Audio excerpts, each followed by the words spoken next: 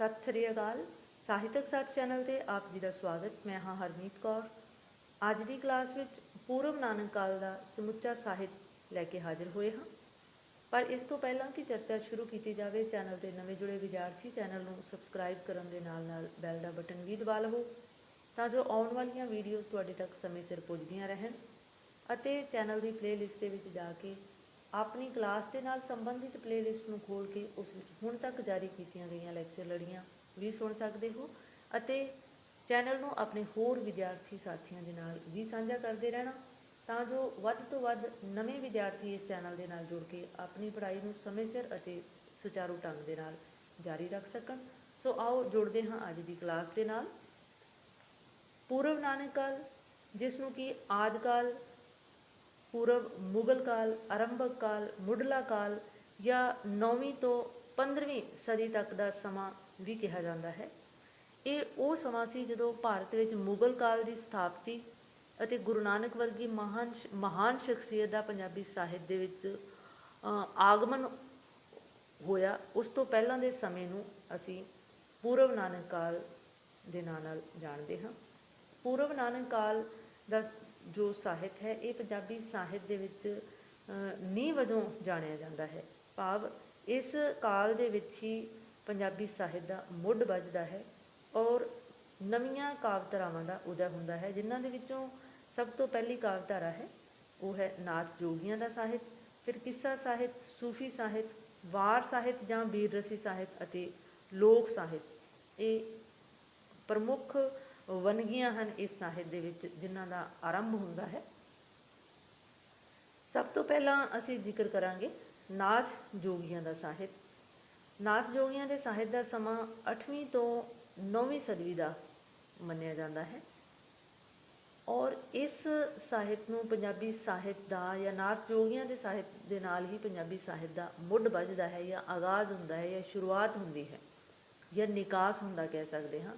ਸਭ ਤੋਂ ਪ੍ਰਮੁੱਖ ਜਾਂ ਪਹਿਲੇ ਨਾਥ ਕਵੀ ਜੋ ਹਨ ਉਹਨਾਂ ਦੇ ਵਿੱਚ ਜਲੰਧਰ ਨਾਥ ਹਨ। ਮਛੰਦਰ ਨਾਥ ਸਭ ਤੋਂ ਪਹਿਲੇ ਜੋ ਨਾਥ ਜੋਗੀ ਹਨ। ਮਛੰਦਰ ਨਾਥ ਦਾ ਸਮਾਂ ਜੋ ਹੈ ਇਹ 9ਵੀਂ ਸਦੀ ਦਾ ਸਮਾਂ ਗਿਣਿਆ ਜਾਂਦਾ ਹੈ ਔਰ ਇਹ ਚੰਬਾ ਰਿਆਸਤ ਦੇ ਰਾਜਗੁਰੂ ਸਨ ਔਰ ਗੋਰਖਨਾਥ ਦੇ ਇਹਨਾਂ ਨੂੰ ਗੁਰੂ ਮੰਨਿਆ ਜਾਂਦਾ ਹੈ। ਉਸ ਤੋਂ ਬਾਅਦ ਆ ਜਾਂਦੇ ਹਨ ਜਲੰਧਰ ਨਾਥ। ਜਲੰਧਰ ਨਾਥ ਦੇ ਨਾਮ ਦੇ ਨਾਲ ਹੀ ਜਲੰਧਰ ਸ਼ਹਿਰ ਦੀ ਸਥਾਪਨਾ ਹੋਈ ਹੈ। ਜਲੰਧਰ ਪੀਠ ਵੀ ਇਹਨਾਂ ਦੇ ਨਾਂ ਨਾਲ ਹੀ ਜਾਣਿਆ ਜਾਂਦਾ ਹੈ ਔਰ ਇਹ ਮਛੰਦਰ ਨਾਥ ਦੇ ਸਮਕਾਲੀ ਸਨ। ਕੁਝ ਸਾਹਿਤਕਾਰ ਇਹਨਾਂ ਨੂੰ ਮਛੰਦਰ ਨਾਥ ਦੇ ਗੁਰੂ ਵੀ ਦੱਸਦਾ ਹੈ, ਪਰ ਮਛੰਦਰ ਨਾਥ ਅਤੇ ਜਲੰਧਰ ਨਾਥ ਜੋ ਸਨ ਇਹ ਸਮਕਾਲੀ ਸਨ। ਇਸ ਤੋਂ ਬਾਅਦ ਆ ਜਾਂਦੇ ਹਨ ਗੋਰਖਨਾਥ। ਗੋਰਖਨਾਥ ਦਾ ਪੰਜਾਬੀ ਸਾਹਿਤ ਦੇ ਵਿੱਚ ਕਾਫੀ ਮਹੱਤਵਪੂਰਨ ਸਥਾਨ ਹੈ। ਇਹ ਵੀ ਮਛੰਦਰ ਨਾਥ ਦੇ ਚੇਲੇ ਸਨ।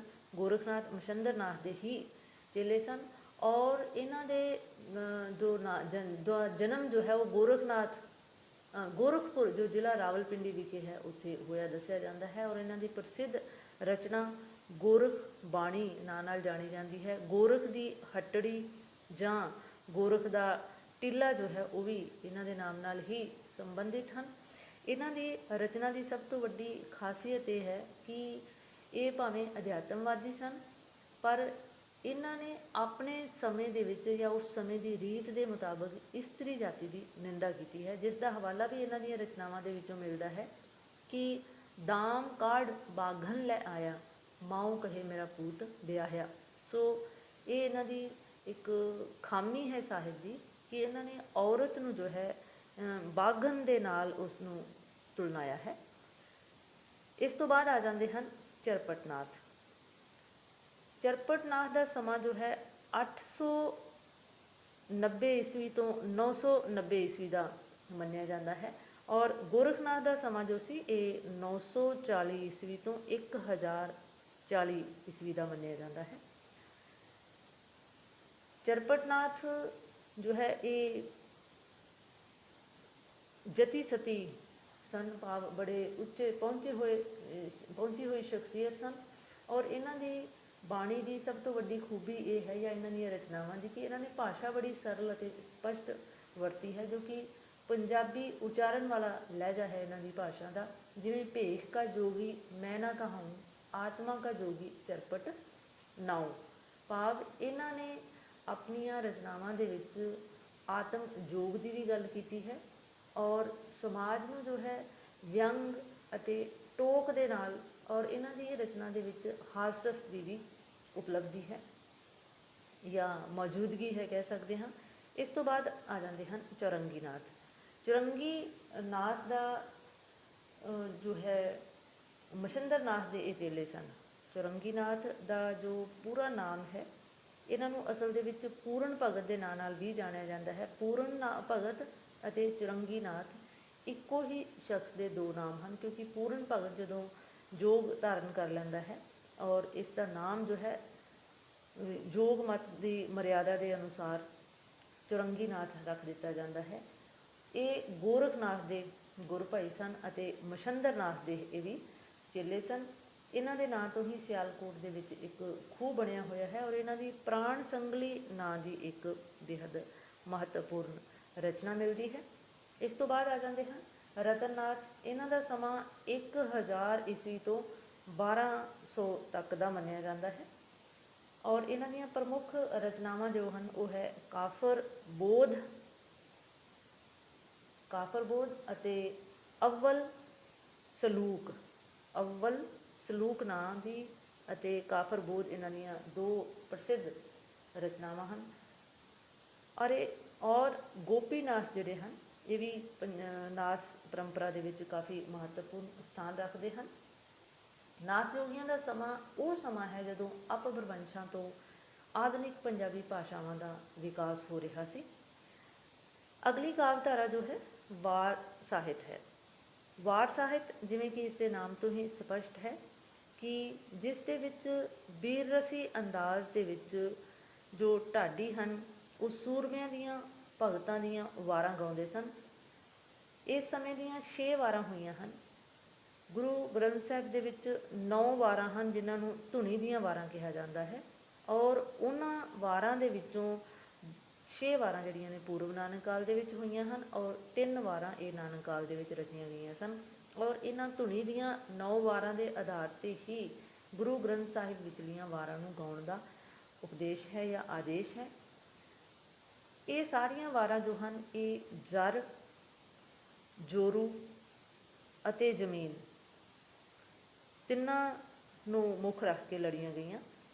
ਇਹਨਾਂ ਵਾਰਾਂ ਦੀ ਸਭ ਤੋਂ ਵੱਡੀ ਖੂਬੀ ਇਹ ਹੁੰਦੀ ਹੈ ਕਿ ਇਹ ਨੇਕੀ ਅਤੇ ਬਦੀ ਦੇ ਵਿੱਚ ਟੱਕਰ ਹੁੰਦੀ ਹੈ ਅਤੇ ਬਦੀ ਜਿਹੜੀ ਹੈ ਉਹ ਅੰਤ ਨੇਕੀ ਦੇ ਸਾਹਮਣੇ ਹਾਰ ਜਾਂਦੀ ਹੈ। ਜਿੱਤ ਨੇਕੀ ਦੀ ਹੁੰਦੀ ਹੈ ਅਤੇ ਬਦੀ ਦੀ ਹਾਰ ਹੁੰਦੀ ਹੈ। ਟੁੰਡਾ ਅਸਰਾਜਾ ਜੋ ਹੈ ਇਸ ਦੇ ਉੱਤੇ ਆਸਾ ਦੀ ਵਾਰ ਜੋ ਹੈ ਟੁੰਡੇ ਅਸਰਾਜੇ ਦੀ ਧੁਨੀ 'ਤੇ ਗਾਉਣ ਦਾ ਹੀ ਆਦੇਸ਼ ਹੈ। ਅਸਰਾਜਾ ਜੋ ਸੀ ਇਹ ਵੀ ਪੂਰਨ ਭਗਤ ਵਾਂਗ ਇਸ ਦੀ ਮਤਰੇਈ ਮਾਂ ਨੇ ਇਸ ਦੇ ਉੱਤੇ ਇਲਜ਼ਾਮ ਲਗਾਇਆ ਔਰ ਇਸ ਦੇ ਪਿਤਾ ਸਾਰੰਗ ਨੇ ਇਸ ਨੂੰ ਸਜ਼ਾਏ ਮੌਤ ਸੁਣਾ ਦਿੱਤੀ, ਪਰ ਜੋ ਇਸ ਨੂੰ ਲੈ ਕੇ ਗਏ ਉਹਨਾਂ ਨੂੰ ਤਰਸ ਆ ਗਿਆ।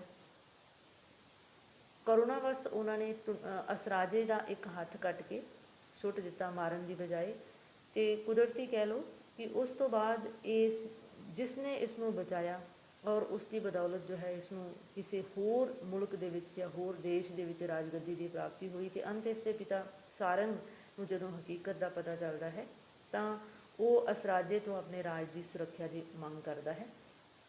ਸਿਕੰਦਰ ਅਤੇ ਇਬਰਾਹਿਮ, ਸਿਕੰਦਰ ਵੀ ਰਾਜਾ ਸੀ, ਇਬਰਾਹਿਮ ਜੋ ਹੈ ਉਸਦੇ ਰਾਜ ਦਾ ਸਰਦਾਰ ਸੀ। ਇਹਨਾਂ ਦੇ ਵਿੱਚ ਵੀ ਟੱਕਰ ਹੁੰਦੀ ਹੈ ਔਰ ਇਬਰਾਹਿਮ ਜੋ ਹੈ ਇੱਕ ਔਰਤ ਦੀ ਸੁਰੱਖਿਆ ਦੇ ਲਈ ਆਪਣੇ ਰਾਜੇ ਦੇ ਨਾਲ ਟੱਕਰ ਲੈਂਦਾ ਹੈ। ਰਾਏ ਕਮਾਲ ਦੀ ਮੌਜ ਦੀ ਵਾਰ। ਰਾਏ ਕਮਾਲ ਅਤੇ ਮੌਜ ਜੋ ਸਨ ਇਹ ਚਾਚੇ ਭਤੀਜੇ ਦਾ ਰਿਸ਼ਤਾ ਸੀ ਇਹਨਾਂ ਦਾ ਵਿੱਚ ਆਪਸ ਦੇ ਵਿੱਚ, ਔਰ ਇਹਨਾਂ ਦੇ ਵਿੱਚ ਵੀ ਟੱਕਰ ਹੁੰਦੀ ਹੈ। ਮੂਸੇ ਦੀ ਵਾਰ ਹੈ, ਫਿਰ ਮਹਿਮੇ ਹਸਨੇ ਦੀ ਵਾਰ ਹੈ, ਲੱਲਾ ਬਹਿਲੀਮਾ ਦੀ ਵਾਰ ਹੈ। ਕਿਉਂਕਿ ਇਹ ਸਾਰੀਆਂ ਵਾਰਾਂ ਜੋ ਹਨ ਤੁਹਾਡੇ ਕੋਲ ਪੁਸਤਕਾਂ ਮੌਜੂਦ ਹਨ, ਉਹਨਾਂ ਦੇ ਵਿੱਚੋਂ ਤੁਸੀਂ ਡਿਟੇਲ ਦੇ ਨਾਲ ਇਹਨਾਂ ਬਾਰੇ ਥੋੜ੍ਹਾ ਹੋਰ ਜਾਣਕਾਰੀ ਵੀ ਲੈਣਾ ਚਾਹੋ ਤਾਂ ਲੈ ਸਕਦੇ ਹੋ। ਪਰ ਇੱਕ ਖਾਸ ਨੁਕਤਾ ਜੋ ਹੈ ਕਿ ਪੂਰਵ ਨਾਨਕ ਕਾਲ ਦੇ ਨਾਲ ਸੰਬੰਧਿਤ ਜੋ ਸਵਾਲ ਆਏਗਾ ਅਗਰ ਪੇਪਰ ਦੇ ਵਿੱਚ, ਤਾਂ ਉਸ ਦੇ ਵਿੱਚ ਸਮੁੱਚੇ ਪੂਰਵ ਨਾਨਕ ਕਾਲ ਦੇ ਨਾਲ ਸੰਬੰਧਿਤ ਸਵਾਲ ਹੀ ਪੁੱਛਿਆ ਜਾਏਗਾ। ਪੂਰਵ ਨਾਨਕ ਕਾਲ ਦੀ ਕਿਸੇ ਵਿਸ਼ੇਸ਼ ਧਾਰਾ ਬਾਰੇ ਸਵਾਲ ਨਹੀਂ ਪੁੱਛਿਆ ਜਾ ਸਕਦਾ। ਕਿਉਂਕਿ ਇਹ ਕਾਵਧਾਰਾਵਾਂ ਜੋ ਹਨ ਇਹ ਆਕਾਰ ਵਜੋਂ ਛੋਟੀਆਂ ਹਨ, ਜਿਸ ਸਦਕਾ ਸੰਪੂਰਨ ਕੁਐਸਚਨ ਬਣ ਹੀ ਨਹੀਂ ਸਕਦਾ ਇਸ ਦੇ ਵਿੱਚੋਂ। ਸੋ ਸਮੁੱਚੇ ਸਾਹਿਤ ਦਾ ਸਰਵੇਖਣ ਹੀ ਕੁਐਸਚਨ ਆ ਸਕਦਾ ਹੈ, ਜਿਸ ਦੇ ਵਿੱਚ ਜੋ ਹੈ ਤੁਸੀਂ ਜਿੰਨੀਆਂ ਵੀ ਕਾਵਿ ਧਾਰਾਵਾਂ ਹਨ ਇਸ ਪੂਰਵ ਨਾਨਕ ਕਾਲ ਦੇ ਵਿੱਚ 5 ਕਾਵਿ ਧਾਰਾਵਾਂ ਹਨ, ਔਰ ਪੰਜਾਂ ਦੇ ਬਾਰੇ ਹੀ ਸਾਰਾ ਤੁਸੀਂ ਲਿਖਣਾ ਹੋਏਗਾ, ਭਾਵੇਂ ਸੰਖੇਪ ਦੇ ਵਿੱਚ ਲਿਖ ਸਕਦੇ ਹੋ। ਅਗਲਾ ਜੋ ਕਾਵਿ ਧਾਰਾ ਹੈ ਉਹ ਹੈ ਕਿੱਸਾ ਸਾਹਿਤ ਪੂਰਵ ਨਾਨਕ ਕਾਲ ਦਾ। ਕਿੱਸਾ ਸਾਹਿਤ ਦੇ ਵਿੱਚ ਇੱਕੋ ਇੱਕ ਕਿੱਸਾ ਲਿਖਿਆ ਗਿਆ ਹੈ ਪੁਸ਼ਯ ਨਾਮ ਦੇ ਕਵੀ ਦੁਆਰਾ, ਔਰ ਇਹ ਕਿੱਸਾ ਜੋ ਹੈ ਸੱਸੀ ਪੁੰਨੂ ਦਾ ਲਿਖਿਆ ਸੀ ਪੁਸ਼ਯ ਨੇ, ਪਰ ਇਹ ਕਿੱਸਾ ਜੋ ਹੈ ਲਿਖਤੀ ਰੂਪ ਦੇ ਵਿੱਚ ਮੌਜੂਦ ਨਹੀਂ ਹੈ। ਇਸ ਕਿੱਸੇ ਦਾ ਸਿਰਫ ਜ਼ਿਕਰ ਹੀ ਮਿਲਦਾ ਹੈ। ਸੋ ਇਹ ਕੋਈ ਇਸ ਦੇ ਬਾਰੇ ਕੋਈ ਜ਼ਰੂਰੀ ਬਹੁਤ ਜ਼ਿਆਦਾ ਜਾਣਕਾਰੀ ਸਾਡੇ ਕੋਲ ਮੌਜੂਦ ਨਹੀਂ ਹੈ।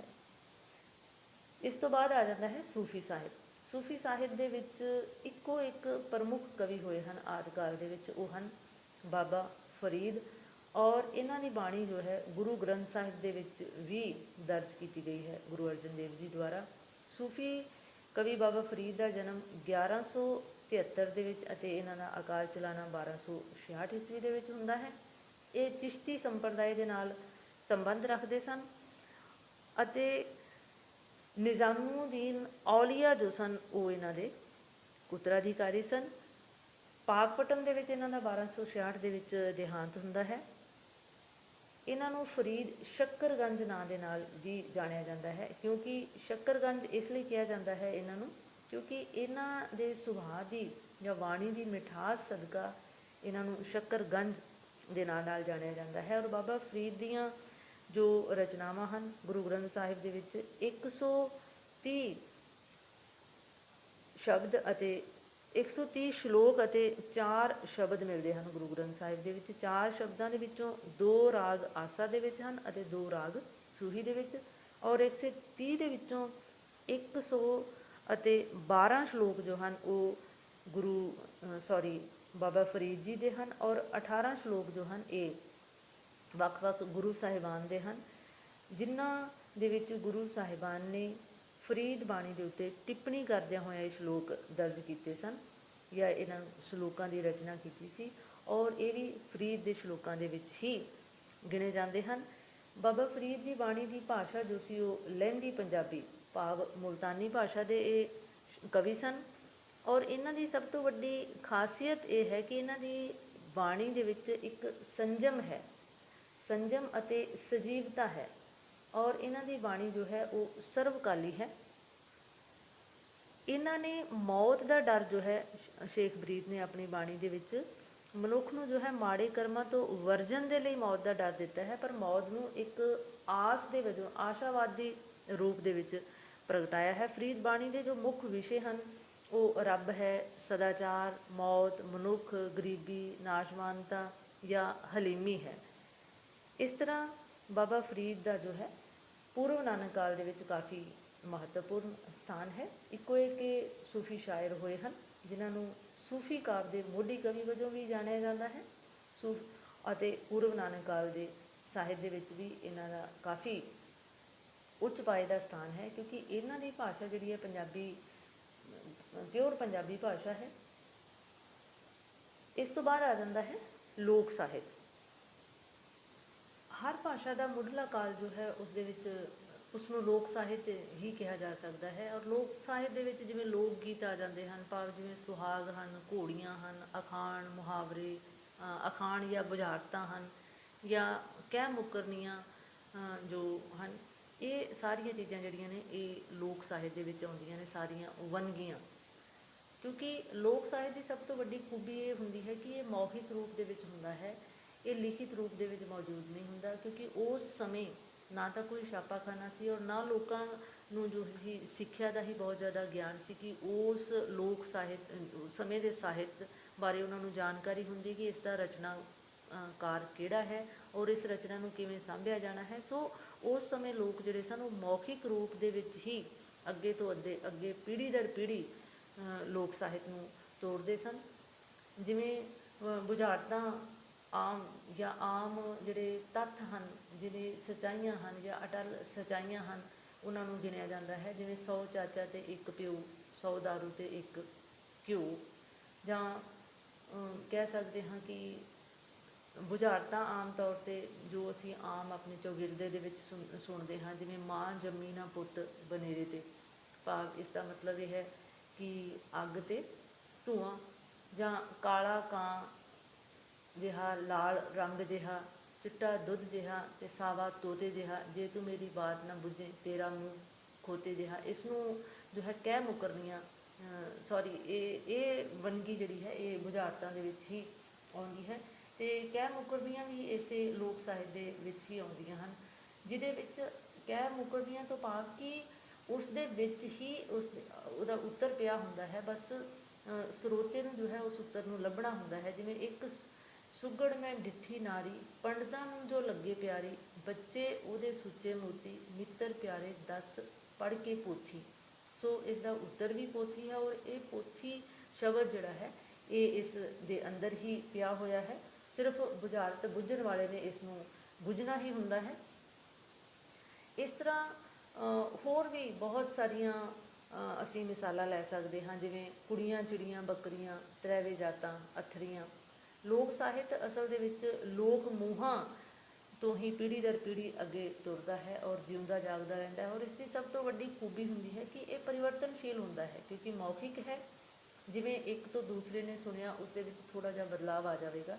ਇਸ ਦੀ ਸ਼ਬਦਾਵਲੀ, ਸ਼ੈਲੀ, ਭਾਸ਼ਾ ਜਾਂ ਬੋਲੀ ਜਿਹੜੀ ਹੁੰਦੀ ਹੈ ਇਹ ਵੀ ਜਿਹੜੀ ਹੈ ਬਦਲਦੀ ਰਹਿੰਦੀ ਹੈ, ਕਿਉਂਕਿ ਲੋਕ ਸਾਹਿਤ ਜੋ ਹੈ ਇਹ ਨਿਤ ਨਵਾਂ ਰੂਪ ਗ੍ਰਹਿਣ ਕਰਦਾ ਰਹਿੰਦਾ ਹੈ। ਔਰ ਇਸ ਦੇ ਵਿੱਚ ਪੰਜਾਬੀ ਜੋ ਜਨ ਜੀਵਨ ਹੈ ਜਾਂ ਪੰਜਾਬੀ ਸੱਭਿਆਚਾਰ ਹੈ ਇਸ ਦੀ ਭਰਪੂਰਤਾ ਦੇ ਦੀਦਾਰ ਹੁੰਦੇ ਹਨ, ਜਾਂ ਪੰਜਾਬੀ ਸੱਭਿਆਚਾਰ ਦੀ ਜਿਉਂਦੀ ਜਾਗਦੀ ਤਸਵੀਰ ਅਸੀਂ ਲੋਕ ਸਾਹਿਤ ਨੂੰ ਕਹਿ ਸਕਦੇ ਹਾਂ।